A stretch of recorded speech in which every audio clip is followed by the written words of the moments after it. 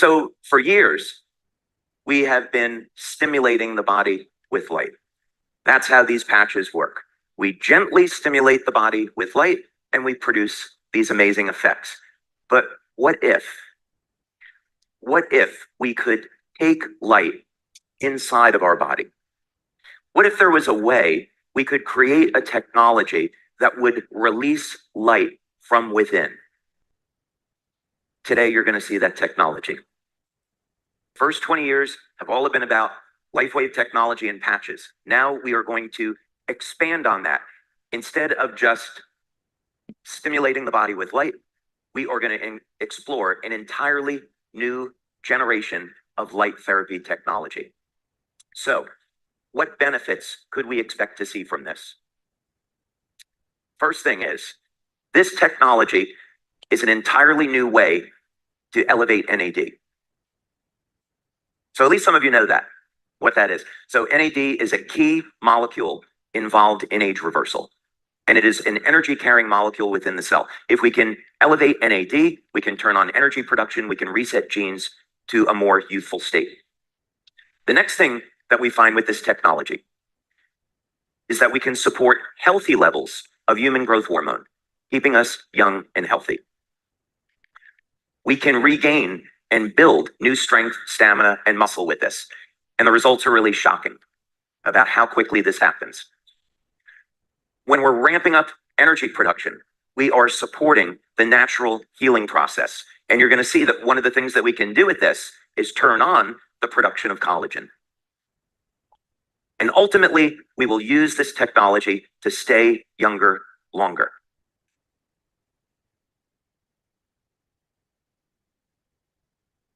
So increasing NAD, supporting growth hormone levels, more strength and muscle, natural healing, and living younger longer. These are 5 new benefits that are all coming from one new machine. So today, you are going to meet our new LifeWave water technology.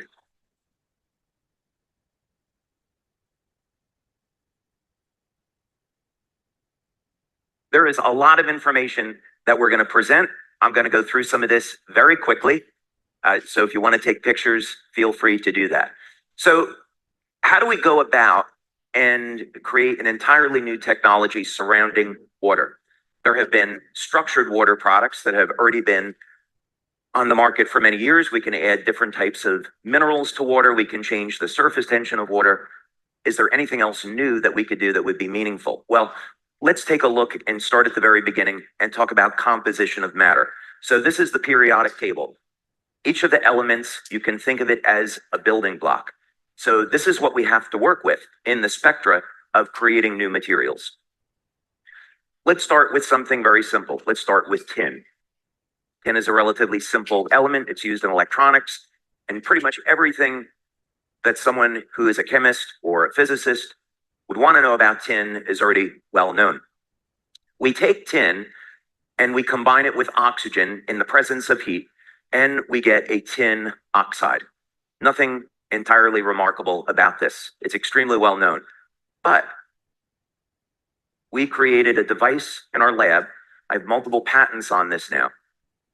And we expose the tin and the oxygen to a very special type of electromagnetic and longitudinal field. And this will change the bond angle between the oxygen and the tin, creating something that looks like gold and creating a material that never existed before.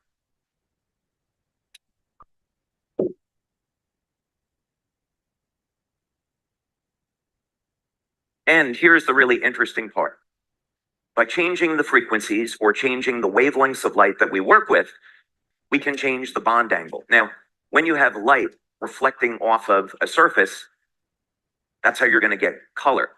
And so by changing the bond angle, we change the angle at which light is going to reflect off that surface.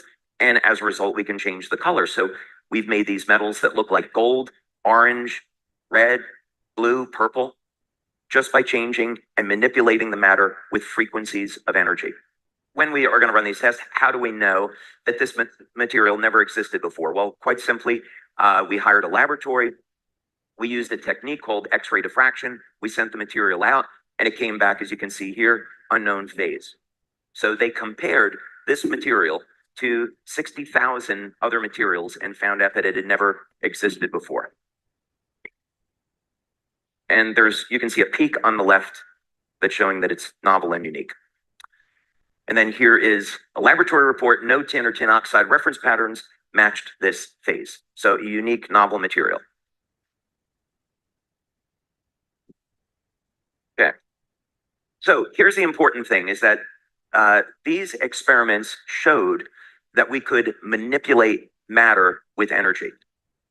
We could create new matter. That's an extraordinarily powerful tool. So the question is, what are we going to do with this new technology?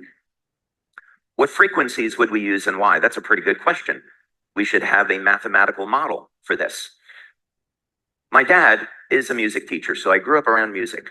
And when we look at the musical scale, we see the musical scale is based off of 440 hertz tuning. And so if we were to look at the frequencies which are associated with the musical scale, we can see them listed over here.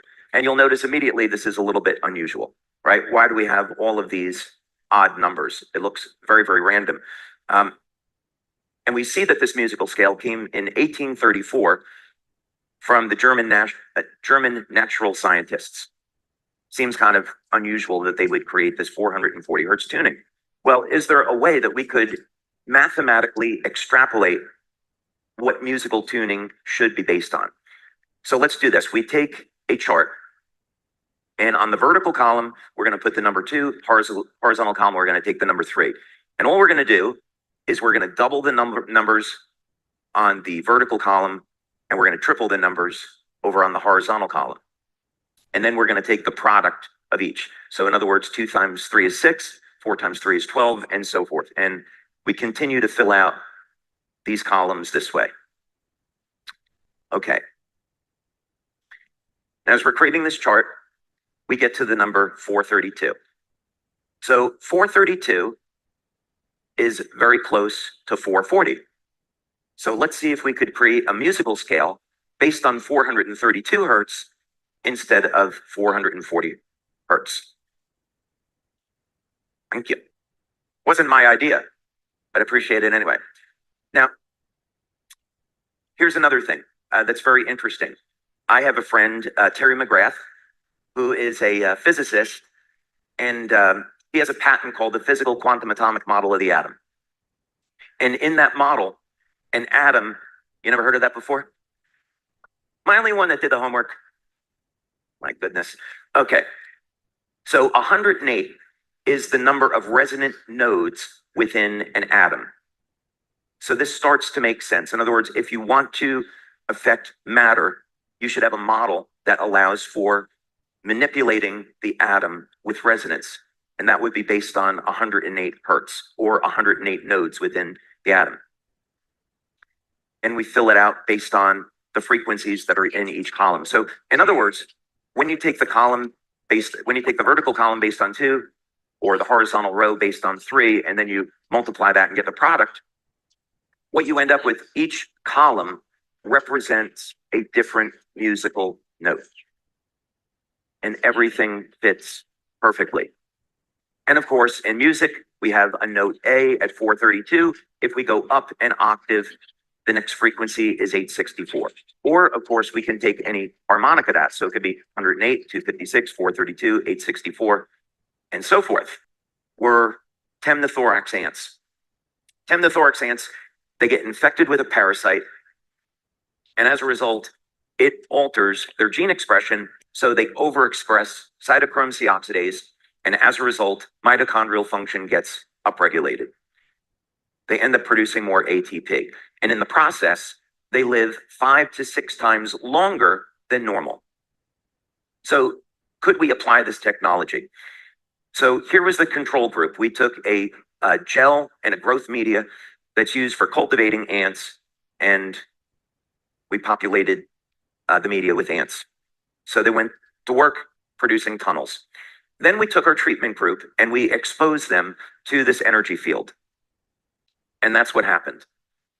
So we were able to show that we could take a mechanical device and transfer energy from that device over to a living system where it would increase the energy in the ant, and the ant could end up doing more useful work.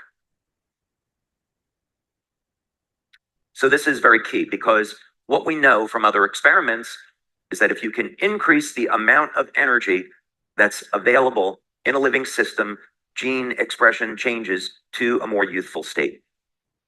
So what does this have to do with human beings? Well, this is a link now and a missing piece in longevity. As people age, the amount of energy in their cells decline, mitochondrial dysfunction. So if we can have a technology that can reverse that, we can at minimum keep people younger longer.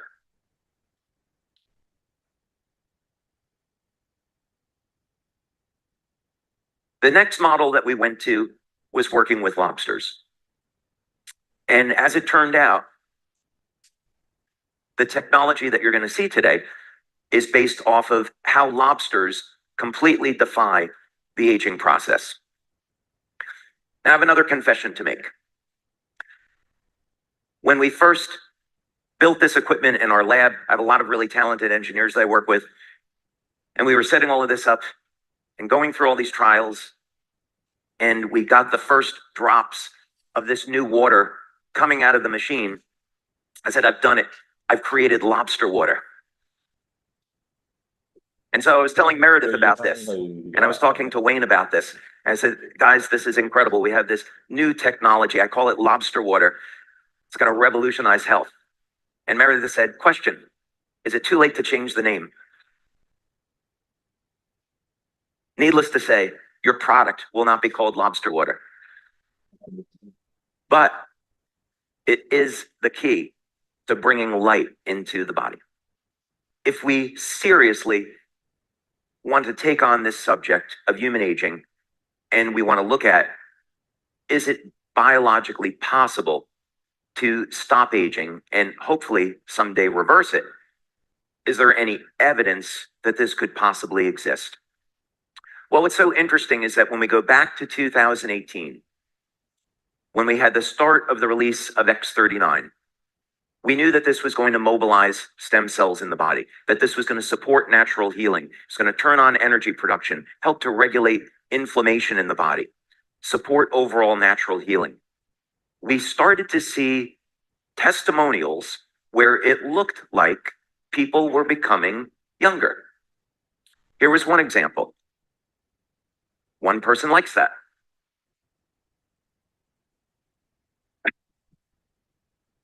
5,000 people like that.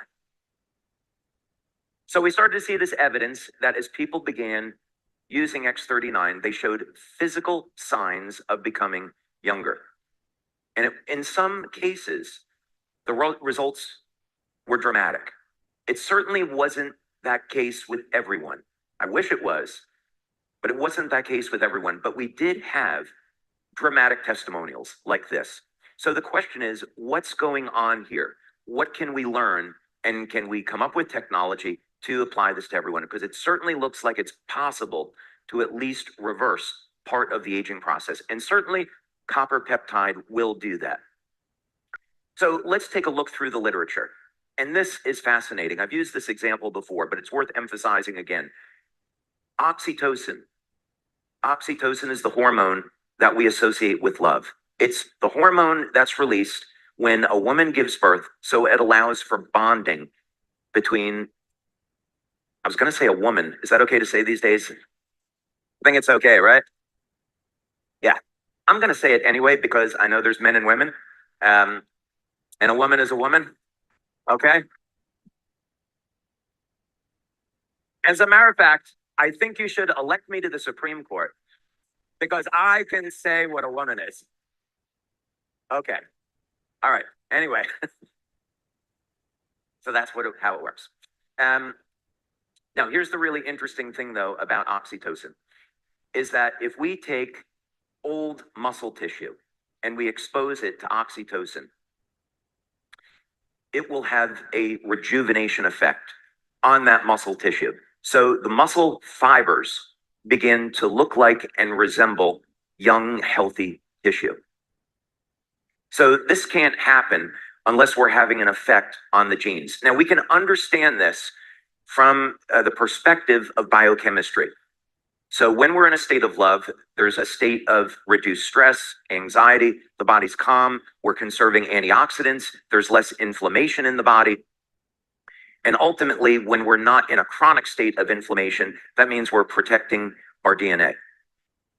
So it's kind of easy to understand on a biochemical process when we're thinking of prevention, but when we're thinking about age reversal, that's an entirely different subject. There's more going on here than simple biochemistry. So let's see if we can understand that. So let's take a look at lobsters. We're going to use lobsters as a biological model. And lobsters are able to defy aging. There have been lobsters that have been found that are over 130 years old. And lobsters don't age during that process. So if you were to examine the muscle of the lobster that's 130, it would look like it is young and healthy. There's no type of oxidative stress, no inflammatory stress, no signs of aging whatsoever. In fact, as lobsters get older, they get stronger. So we want to understand this. They're not going to die due to old age. Lobsters will be killed by a predator like human beings. They're going to get sick, or they're going to outgrow their shells. Those are the mechanisms in which a lobster is going to meet their end, but it doesn't happen through normal aging. So when scientists look at an explanation in the scientific literature, the prevailing theory is that this all has to do with the telomeres.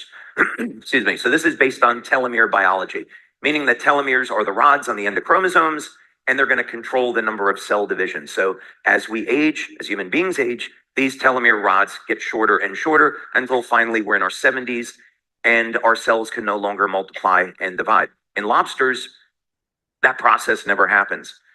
Lobsters, their cells will continue to divide an infinite number of times.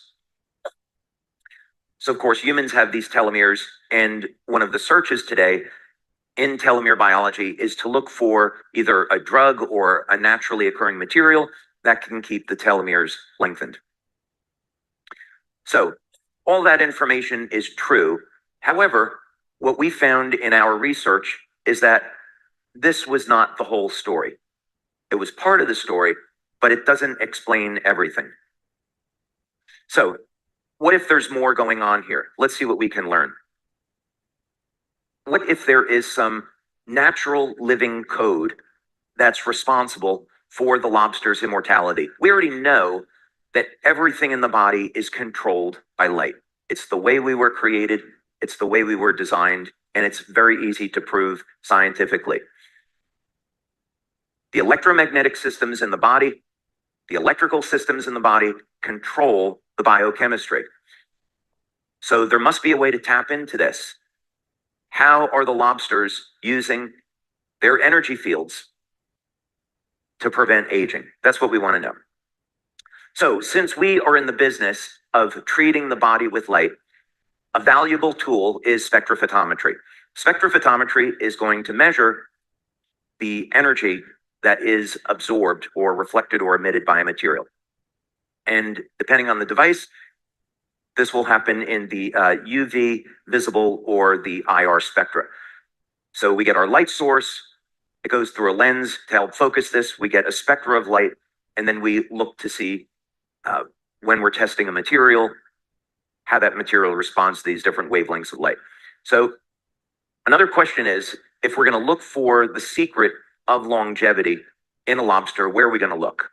So we have a research tool to do the examination, but where are we going to find the secret?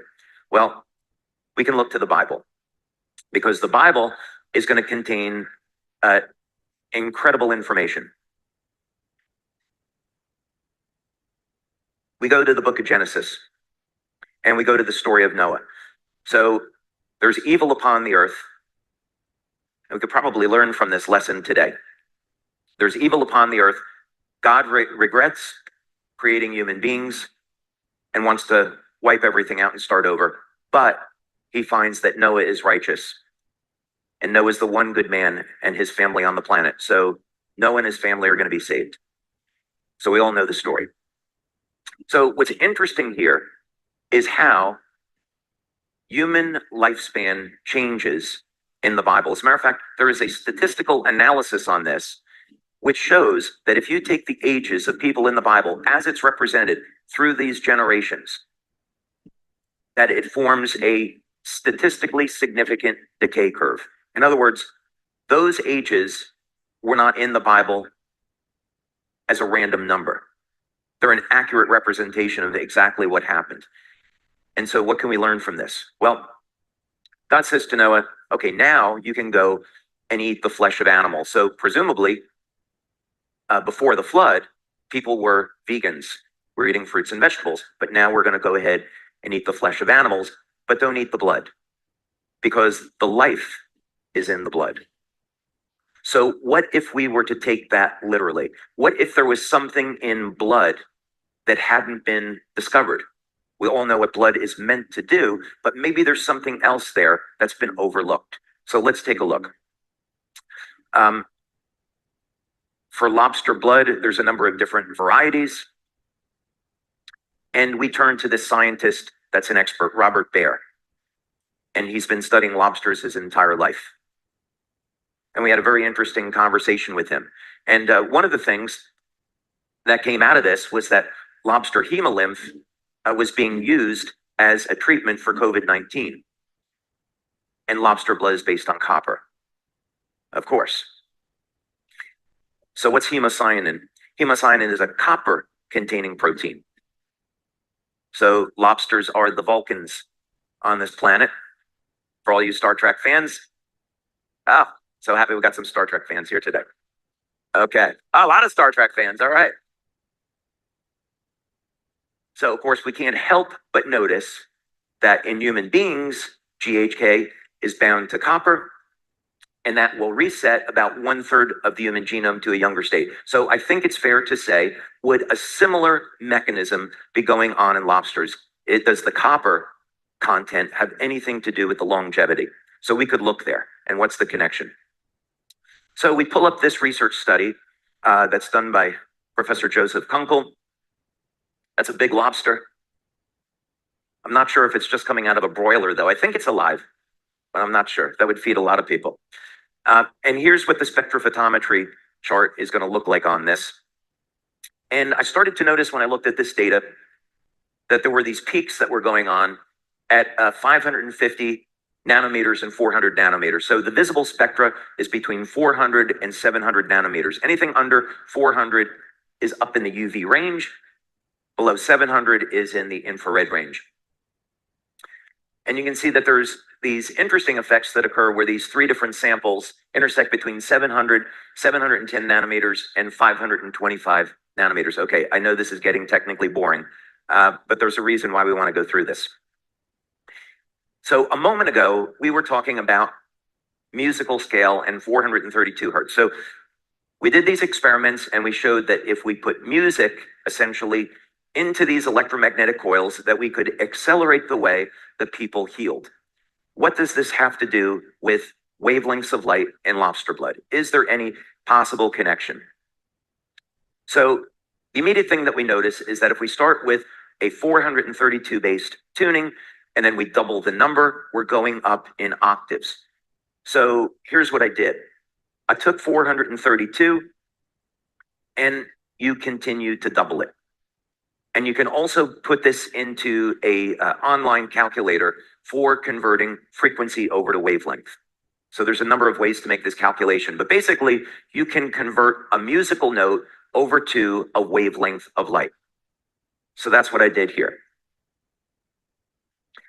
And we end up with 400, when you do the calculation, you end up with 432 hertz, equal to approximately 631 nanometers. Now, I'll tell you why that's interesting.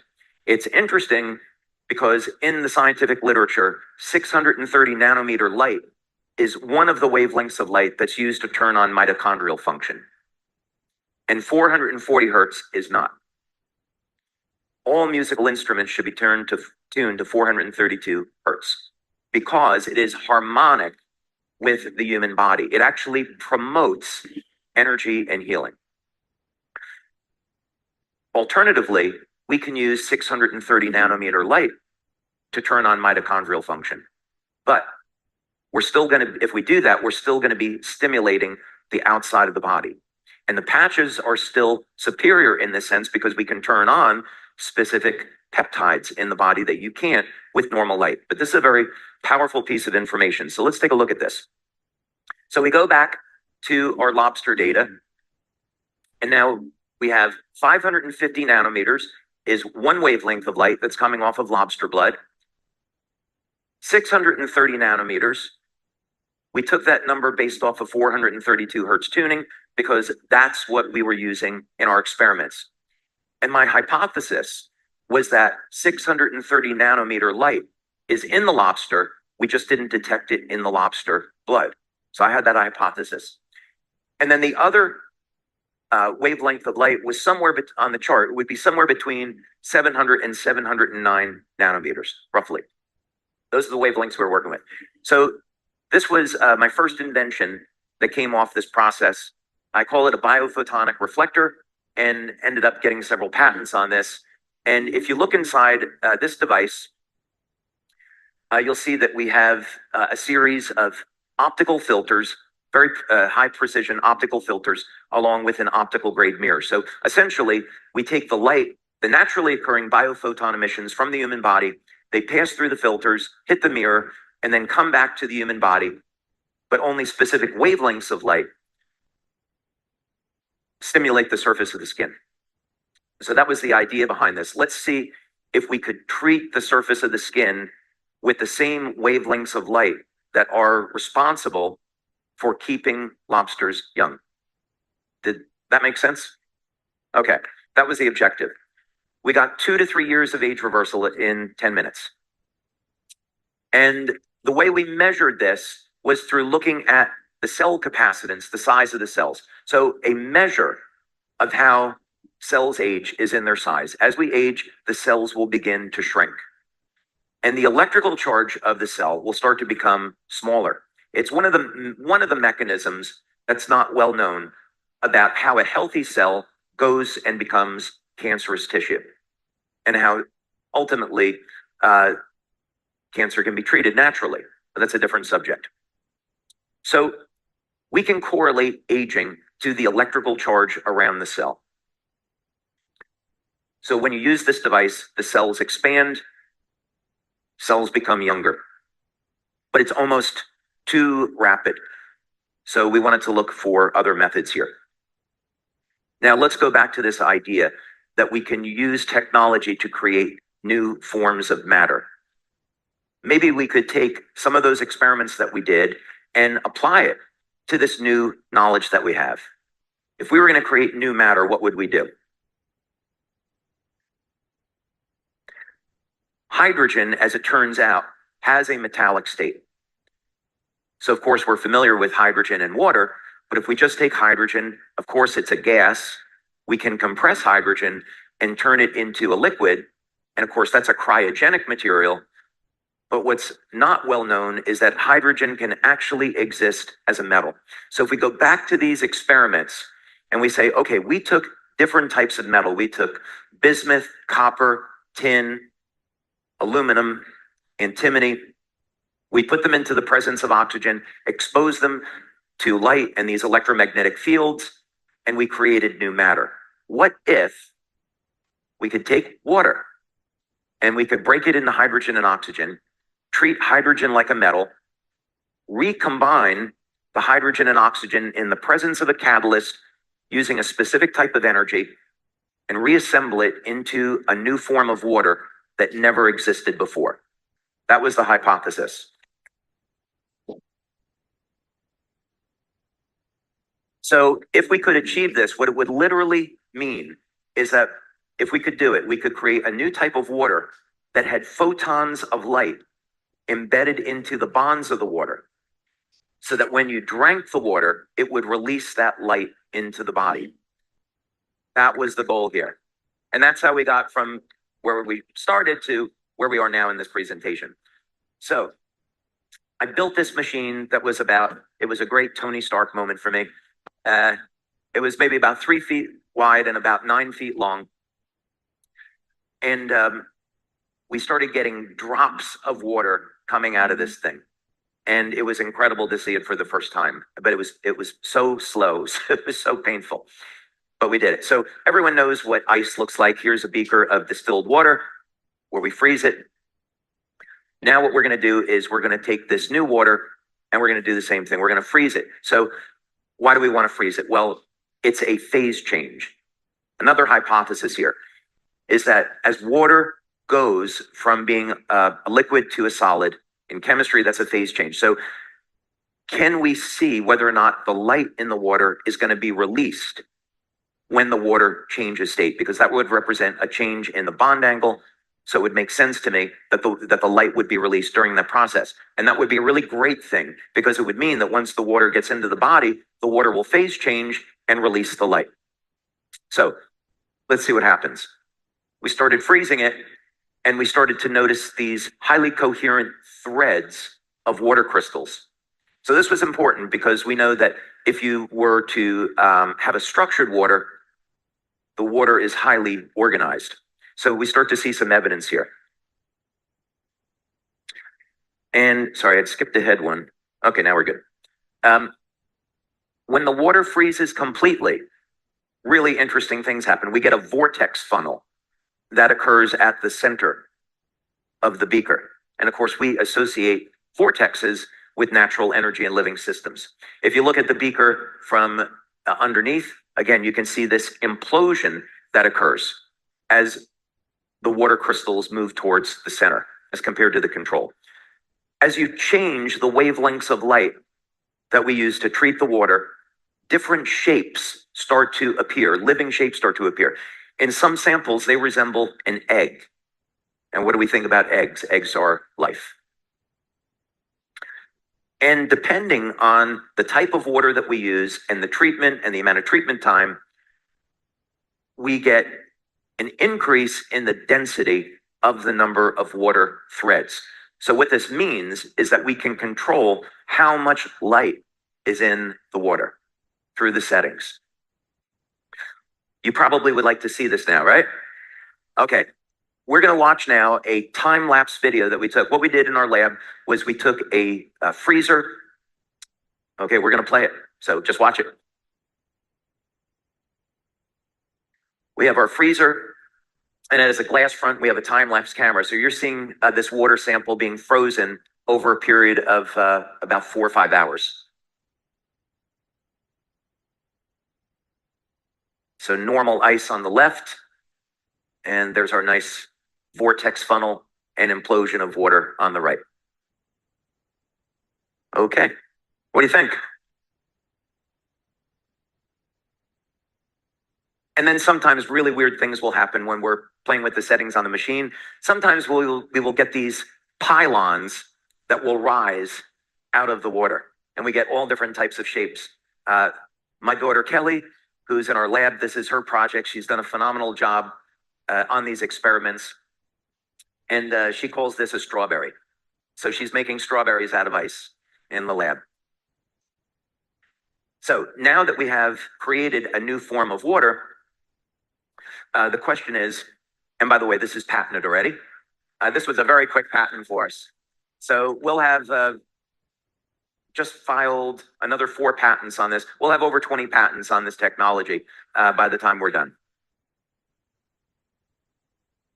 So we need to be able to determine if there's any benefits from drinking this water. We've created this new form of water, never existed before. Now we want to know if there's any longevity benefits. But what happened next, I think, was even more incredible. We had created this new water, never existed before. We did it from using a piece of equipment that has only been around since the 1950s, spectrophotometry. So prior to 1950s, there would have been no way to figure out what wavelengths of light lobsters were emitting, which was fundamental to this discovery.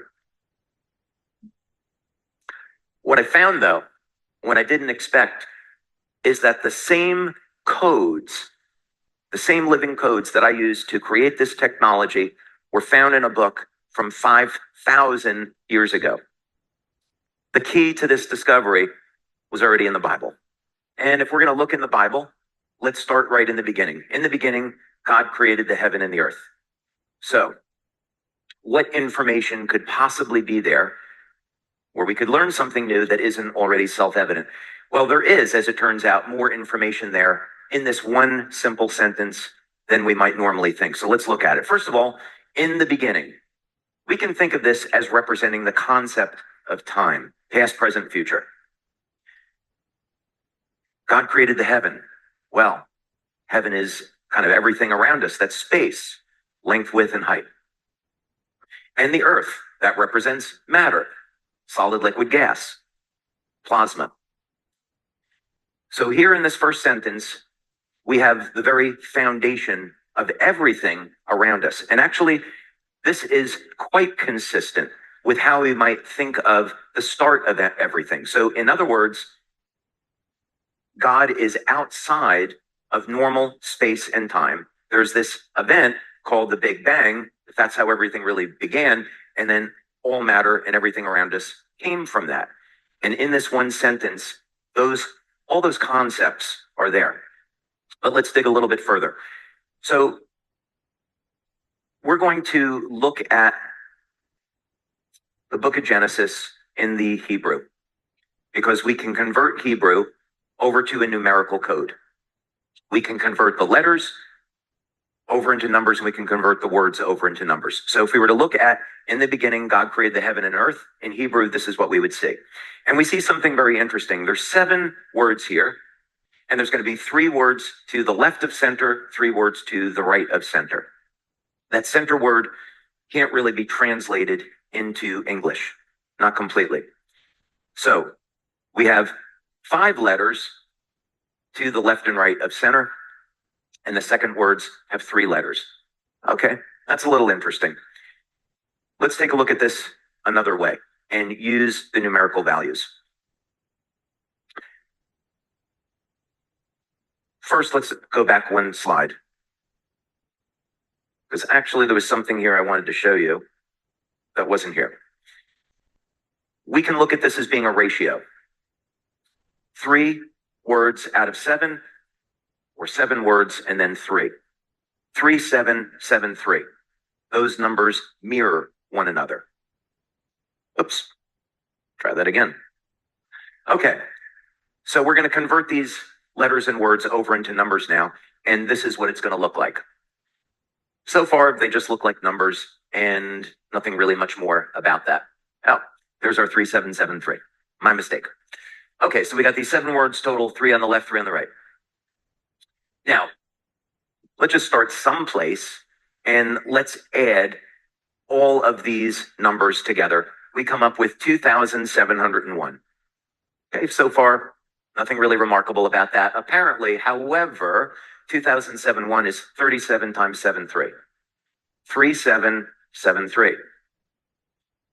And I want you to remember that 3773, because later on it's become very important, because it was foundational to a discovery I made. 37 happens to be the 12th prime number. 73 is the 21st prime number. 1, 2, 2, 1. Those numbers mirror one another. Maybe there's something about that we're supposed to pay attention to. Now let's have a little bit of fun with this and start to combine some of the different words. What might we find? Well, let's take God, the earth, and the heaven as a concept and add those numbers together. We get the number 777. Interesting? Does it mean anything? Now let's say God and the heaven. That equals 888. Now let's take in the beginning God. And as you might expect, that is 999. So we start to see a pattern begin to form. As an inventor, I'm always looking for patterns. I'm looking for patterns in nature, because those patterns are not there by accident. There has to be a meaning behind it. So if the Bible is indeed the inspired word of God, then what you would expect from a being that created everything is that God would have to be the ultimate scientist, physicist, inventor, creator. and that God would put a mathematical code into the Bible for people to discover so we could believe. But maybe it's also an instruction manual. What about that? So I looked at these numbers and I thought, let's go back and look at 3773 again. So 777 is 37 times 7 times 3. That's kind of interesting. 888 is 37 times 8 times 3. And 999, 37 times 3 times 3 times 3. This is starting to not look like a coincidence. And these numerical codes are only the beginning, because you see these numerical codes throughout the Bible. But what does this have to do with lobster blood? Is there any connection there? So we go back to these wavelengths of light. What we had already seen was that 550 nanometers, 630 nanometers, and 700 to 710 nanometers, when we created this biophotonic reflector, we found it was capable of, at least in part, reversing part of human aging. So we have in the book of Genesis the story of creation, the story of human beings, and then ultimately the fall of man. So you might expect, if there's a mathematical code in the Bible, in the story of creation, we might find that same mathematical code in nature. But you can see that these numbers are not the same as 777, 888, 999. So on the surface, well, there doesn't seem to be a pattern there. But wait, 3773. What if, instead of that just describing the number of words and the way those words are arranged in the book of Genesis, what if it's a ratio? What if what God is trying to tell us is you need to look at the ratio of these numbers? So that's what I did. Let's take a look at that. There's our biblical code. There's our lobster code. 777 divided by 888 is 0.875. 999 divided by 888 is 1.125. So we're going to take 631 nanometers at the center over here on our wavelengths, multiply it by 0.875, and we find about 550 nanometers. When we're working with light, if we're within 3 to 5 nanometers of a target, it's considered relevant. And when we're looking at spectrophotometry data, that is about the tolerance that we work with. We take 631 multiplied by 1.125, and there is our 710 nanometers. So the implication to this is pretty extraordinary. It shows that there is a mathematical sequence of numbers that aren't there, that's arbitrary. And this ratio, same ratio, can be found in living systems. Or Spock would say, it literally is Genesis.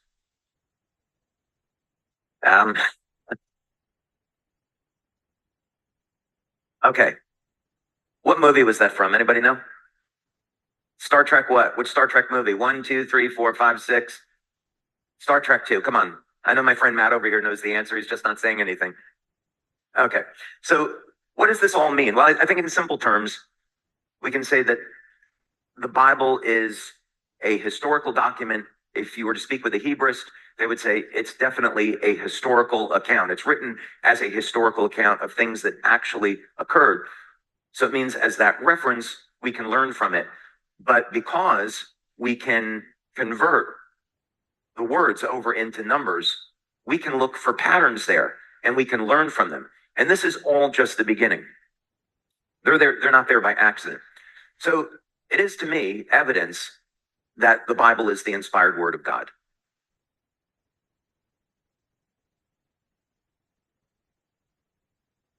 But I want you to think about this, and let's go a step further. God creates all living things.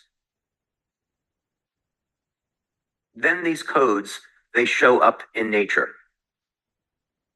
So as you would expect in our natural world, that there is going to be intent and intelligent design when it comes to all living systems.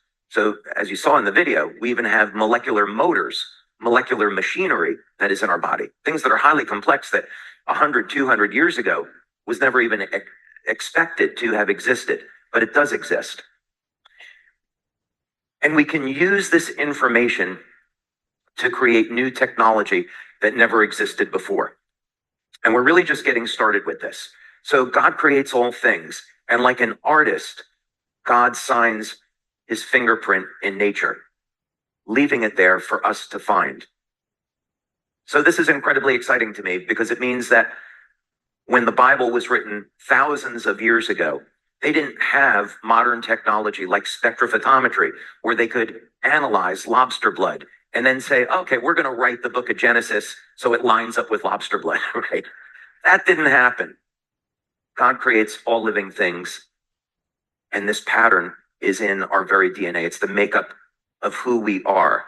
And it means as a race, we're all united. We're all human beings. We shouldn't be fighting and killing each other. We should be uniting with one another.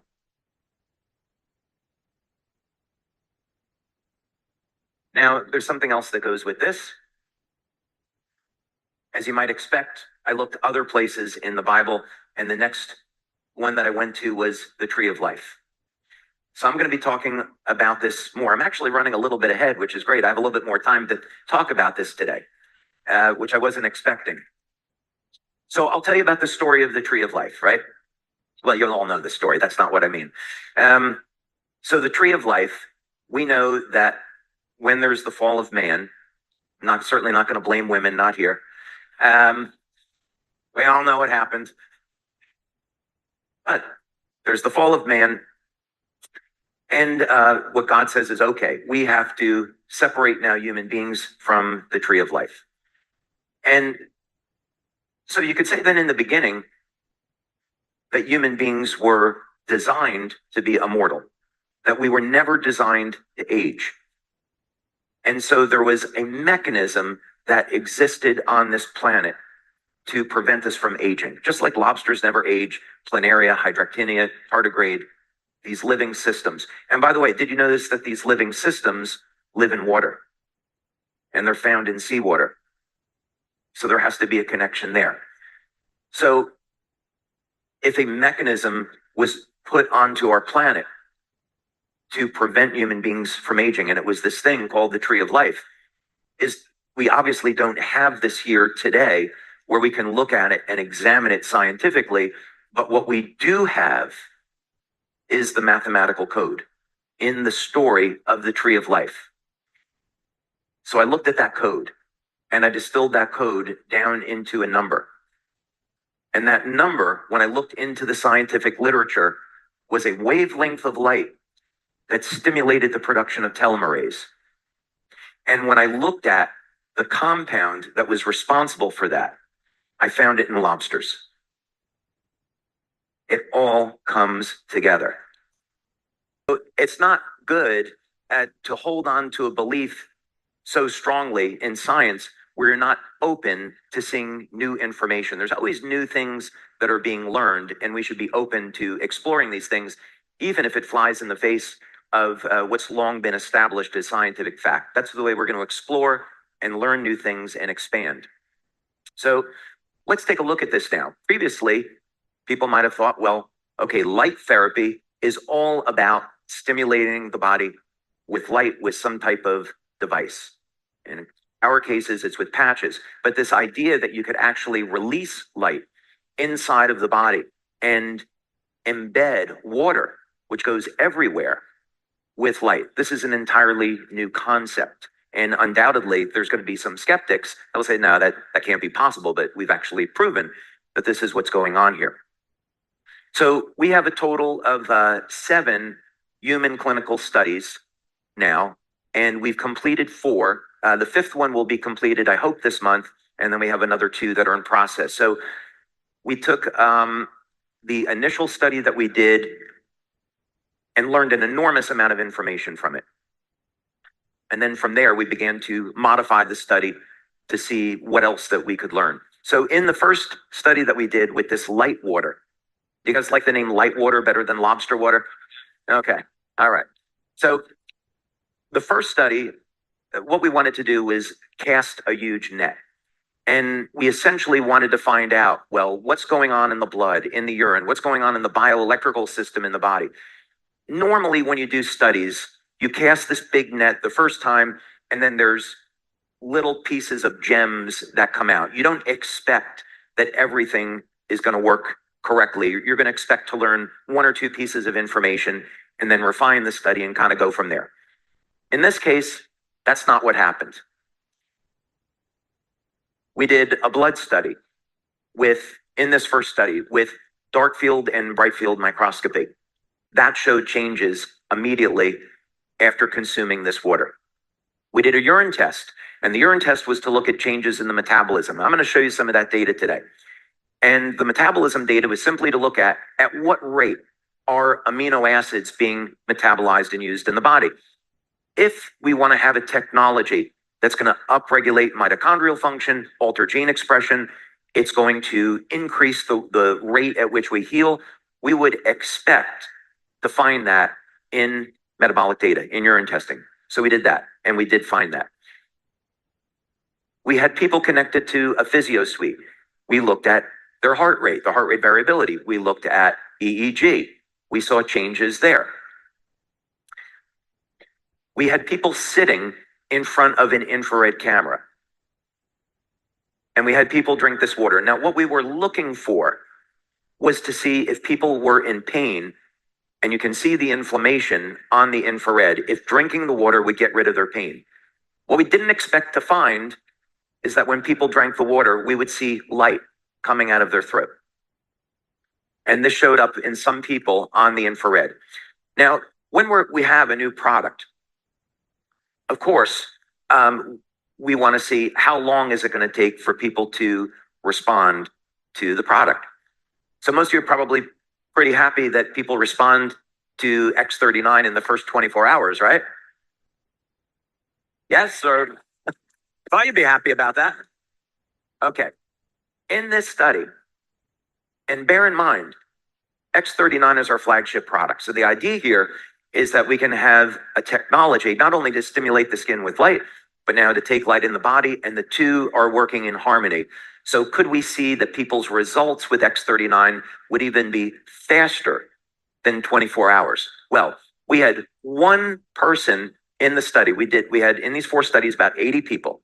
We had 80 people. One person out of the 80, after drinking the water, responded within only 2 minutes. Yeah, it's one person. I know. 79 out of the 80, we saw changes in the heart rate variability and the EEG in 15 seconds.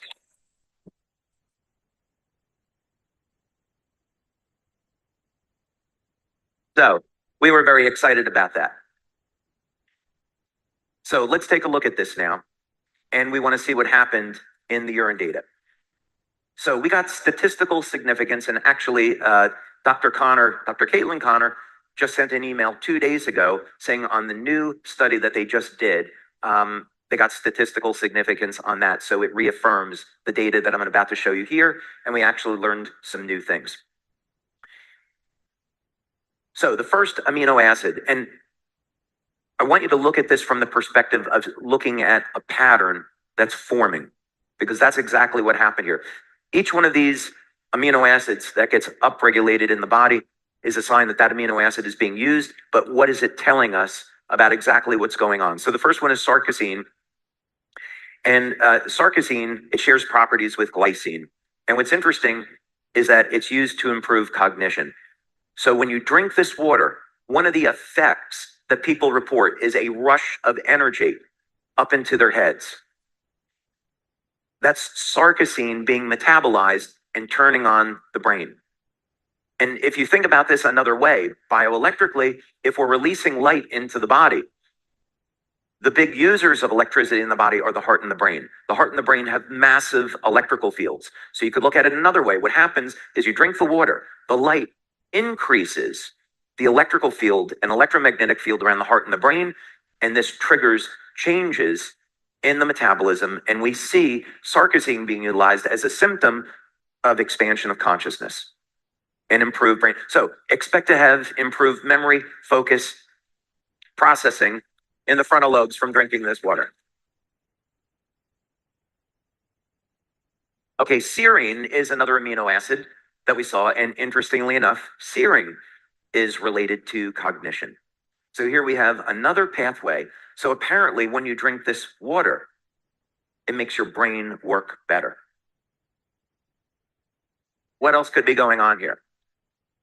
Now, I've got some good news for you, some great news when it comes to you X39 fans, because glycine, which is used in the manufacture of copper peptide and glutathione, gets upregulated when you drink this water. That means people will get better benefits when using X39. Now, not only that, but your lifespan is directly correlated to your body's levels of glutathione. We know that copper peptide declines with age. So the higher your copper peptide levels, the longer that you live. If we had a technology that could prevent us from aging, what you would expect to find is that it would help support your body's levels of glutathione and copper peptide. And that's exactly what we found. Now, the next one was valine. How many athletes, athletic enthusiasts do we have here? I would hope that we would see all of your hands go up, but okay, you can't win them all. For those of you that aren't exercising, please exercise. Okay, we're going to do some studies, by the way. We're doing some studies with this water, and we're going to try to get exercise down to 10 minutes a week. We're going to try to do that. So stay tuned for that. Okay. I'm serious. It's possible. Okay. So one of the signs of aging is sarcopenia, a loss of muscle. We also see, of course, a loss of bone density. The two of them are connected. And the branched chain of amino acids, leucine, isoleucine, and valine, if we had a technology that could stop, prevent, reverse aging, one of the things we would expect to find is an increase in muscle protein synthesis. That's exactly what we found. Valine metabolism gets upregulated. And also very interesting, I don't want to make a claim about this. I'm being eyed right now. Valine is associated with lower blood sugar levels. And it's also indicative of an increase in growth hormone. So I'll let you draw your own conclusions as far as what that means to people that are going to be using the water. I have my attorney looking at me right now saying, don't say it, don't say it, don't say it. That's our 20th anniversary. I can say it, right? All right. Okay, histidine, another amino acid. And what's interesting about this is histidine is part of carnosine. And of course, carnosine is composed of alanine and histidine. And we know that that is associated with longevity. So we increase our body's levels of carnosine. It's been shown to increase lifespan by 30 to 40%. So again, here we have another indicator. By releasing the correct wavelengths of light inside the body, we can turn on mechanisms associated with longevity. Not surprisingly, along with histidine, we find alanine metabolism getting upregulated as well. And of course, we know alanine is not only associated with carnosine, but also AHKCU, or what we want to upregulate with X49. You drink the water, it makes X49 work better, in addition to X39. Leucine. Okay, so leucine is another branched chain amino acid. And this was the big one because leucine turns on mTOR. And mTOR, of course, is associated with muscle protein synthesis. We're doing a study where we're going to take athletes and give them, hopefully, the same exercise program, same amount of protein. But what we're going to do is give them this water, and we're going to compare the difference in the amount of strength, stamina, and muscle that they can gain. But what we're going to expect that we're going to find based on the results of this study is that as you continue to feed the body more protein and you have the stimulus there, that the body will gain muscle mass very rapidly. I did my own anecdotal experiment with this, and I'm convinced that it works. So this could end up being water with light, could end up being the most powerful anabolic ever created. There's a little bit of a market for that. Methylhistidine, this again is a sign that tissue is being broken down and new muscle tissue is being formed. So we have every indicator here that this product is going to be phenomenal for athletes or simply anyone that wants to push off aging. But you do have to eat right. You do have to get your essential nutrients, and you do have to exercise. Proline. So if we want to stop and reverse aging, we have to reverse what happens at age 25 with us. At 25, the body begins to shut down production of collagen. So of course, by the time we get over the age of 70, it's very difficult to heal. This water upregulates collagen production. So we can expect to see reduction in lines and wrinkles. We can expect to see faster healing. Again, when all the nutrients are there. And then this was a huge one, which again, this is one of these things when you do these studies, you cast a wide net, you see what you find. So it makes the studies expensive, but when everything turns out the right way, you're really excited about it. So this is the KP pathway. And this was the big one because it's indicative of an increase in NAD production in the cell. And for those of you that aren't familiar with this, David Sinclair at Harvard was given about $1 billion in funding to try to find a drug to turn on NAD. Because NAD has been found, when you upregulate it, can reverse at least part of aging. So again, we have another indicator here that you drink this water and it is stopping and reversing parts of human aging. And there's a lot more for us to explore here.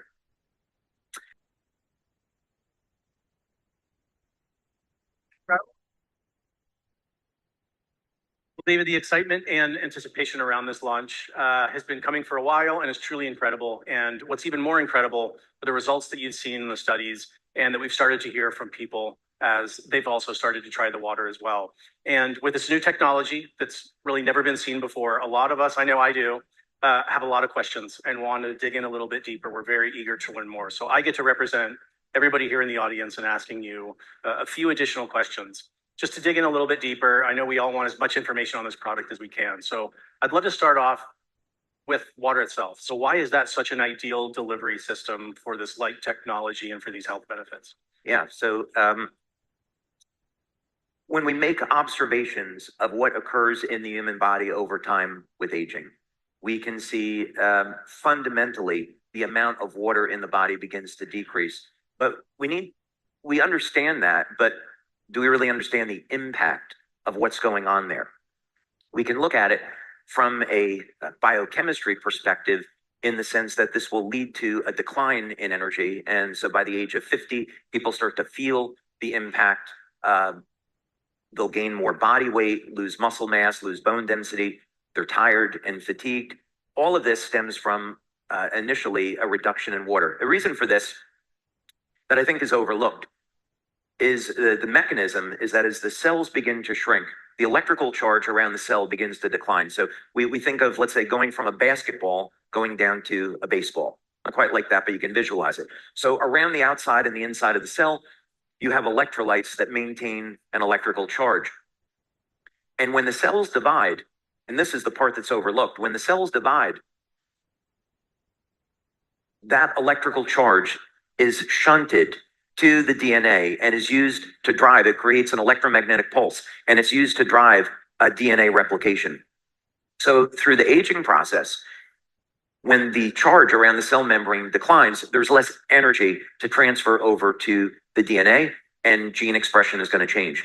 So if we are able to have a water to keep the body better hydrated, if that's one of the mechanisms, which this water will do, then we have a novel method for attacking the problem of aging. So that, among many things, is fundamental to human aging. So we have to start there. If we're going to stop human aging, we have to improve upon our hydration and keeping the levels in the levels of water in the body as high for as long a period of time as possible. Thank you. That's fascinating. So I'm curious, how is this primarily different from other water filtration systems, other alkaline filters? What are some of the primary differences? Yeah, so this is like nothing else that exists in the market. And what I was so excited about is that we got a patent very, very quickly about this. I know that you're new to LifeWave, but it took me 11 years to get the first LifeWave patent. Wow. And then the coil technology that I showed, that was 18 months. This technology was less than 1 year to get a patent. It happened very, very quickly because the mechanism is so novel. So I know you're probably going to ask me some questions about some of the other things here, but basically what we're doing here is we're creating new matter. We're creating a type of water that never existed before. It's highly organized and structured. So you could say it's structured water, but not in the traditional sense. We're using the water as a delivery mechanism. So the water is a carrier of light. So you drink the water and the water goes everywhere and the light gets released everywhere in the body. And that can be measured. That is amazing. Yeah, thank you. So can you share a little bit about what's under the hood? Can you talk about the process that the water goes through, the different stages a little bit? Yeah, this was really fun working with, we had two different teams of engineers, actually three. So we had an internal team of engineers and we had two separate companies that we had hired to take the initial prototype that I had built and then convert it into something, that would look nice and sit on someone's counter. So the first thing that we do is on the left side of the machine, from looking at it this way, is we have a reservoir where you would put 2 liters of water. Now you can put tap water into this. If you want to put clean water into it, you want to put any special water, spring water, deuterium depleted water, what have you, you can put any type of water into this. And then the water will pass through 2 separate stages of filtration that are over here. Now, it took about 8 to 9 months for us just to develop the first water stage. We had gone to a number of companies that specialized in water filtration, but the first stage was the most important. So we wanted to be able to eliminate heavy metals, microplastics, PFOS, PFOAs, the forever chemicals. Incredible. This had to be the best filter that you could get. And so it took forever to find a company to work with, but we finally found it. Then inside there's a second stage. So if you remember correctly, what we're doing is we're taking oxygen and hydrogen and combining it into a new form of water. So through the process, the water is oxygenated, but there is a second filter in there, which is a carbon filter. So it further reduces any potential contaminants, although the first stage really does that. But the second stage will also put additional hydrogen into the water. So this is not a hydrogenated water product. We're putting in hydrogen because we want to combine it with the oxygen to form this new species. And then in the center of the equipment is where we have our black box. And that's the core of the technology. So in there, we're going to have light processing units. And this is the proprietary system that I invented and we developed in our labs. And that is going to, it takes about 45 minutes to process a 16-ounce or 500 ml glass of water. Incredible. Technology like nothing we've ever seen before. So I'm curious, yeah, go ahead, please. Thank you, David. So you spoke a little bit about how long it takes to kind of work its way through the system from filtration to infusion. What about, let's call it dosage? How long, how many glasses is it per day, per week, per month should someone consume? And then what are the corresponding kind of benefits with those timeframes? Yeah, so everything on this machine happens through a touchpad interface. And so you just simply, the screen is going to give you feedback as far as, is it processing water, when you need to change the filter, and so forth. And when you want to dispense, you just simply press the button and this machine will process 2 glasses of water at a time. And then it's another 45-minute cycle, and then you have another glass. So whenever you're ready to drink the water, you'll just dispense it and then off you go. Now, when we did our studies, it was all based on only drinking 1 glass per day. And actually, when we first started the studies, this was something I was very concerned about because I thought, well, maybe you only have to drink like 100 or 200 mils, like a quarter of a glass or half a glass of water to get the benefits. So you don't have to think in terms of that you have to drink 8 glasses a day of this water. Really, I think what we're finding is that 1 glass is enough. Incredible.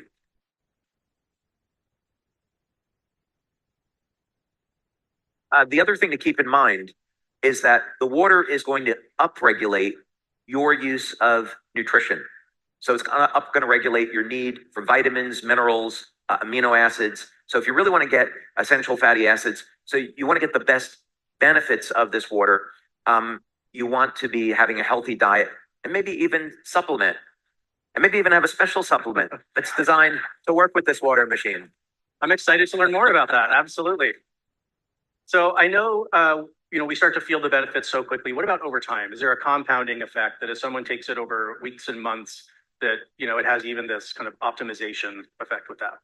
Yeah. So what we've been doing up to this point is in our research, since we haven't had the machines for people to take home with them, all of the studies so far have been on drinking 1 glass of water. What happens when you take a baseline reading, you take someone's blood, urine, bioelectrical readings, you give them the water, and then you check back 1-2 minutes later on some test, 20 minutes on another test. So that's the time frame that we've been working with. Now that we're getting the machines manufactured in their final form, now the testing that we're going to look at is the telomere testing and the genetic panels. So what we want to know is when we've done telomere testing in the past, you need 6 months to see a difference between before and after. On the genetic testing, let's say it's 4-6 months. That would be around the window. So what we'll do essentially is take 20 to 50 people in 2 different studies, have them take the machines home with them. They'll have a glass of water every day. And then we'll measure their blood and urine and bioelectrical readings over a course of 6 to 9 months. And then we're going to see, do these people become physically younger over that period of time? Can we measure that? So those are going to be important studies that we've done, which we haven't gotten to. But people would expect to see especially changes in their cognition over a period of the first few weeks of using this. And if they're exercising, the change in muscle growth is extremely rapid first 2-3 weeks, as long as they're loading with protein. Wow, that is incredible. Yeah. Can you share a little bit more about how this works in concert with the other LifeWave products, kind of making it a 1 + 1 = 10, type of equation that I know doesn't work in your world, but that's my math there. So, Marketing math. yeah, it's marketing math. Thank you. Okay. I'm going to answer that. The one other thing that I wanted to point out, it's Please. not on this prototype. This is one of 10 prototypes that came off of the lab. There's also another cartridge in here. And so the filters get replaced. One filter gets replaced every 6 months, the other filter every year. But we have a cartridge where you can take a special type of supplement. I'm just getting a patent on this now. But you take a special type of supplement and you add it into the water, and it actually intensifies the effect. And you can get the water to go to specific parts of your body. Incredible. And that's a story for a different day. No, that's amazing. So yeah, for years, one of the things that we've done is we recommended to people stay hydrated. So when we look at the scientific literature, and this is going back 20 years, one of the things that we see is that when people are in pain, part of it is a function of dehydration, part of it is a function of mitochondrial dysfunction, and another part is a deficiency in electrolytes like magnesium and potassium.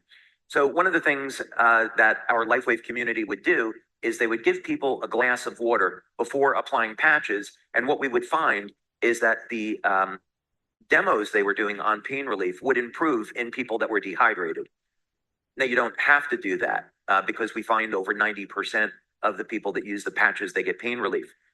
But when you have someone that's dehydrated, they won't respond to the patches, you give them a glass of water and the results improve. So we need water to manufacture energy and have flow of energy through the body, and that drives everything else.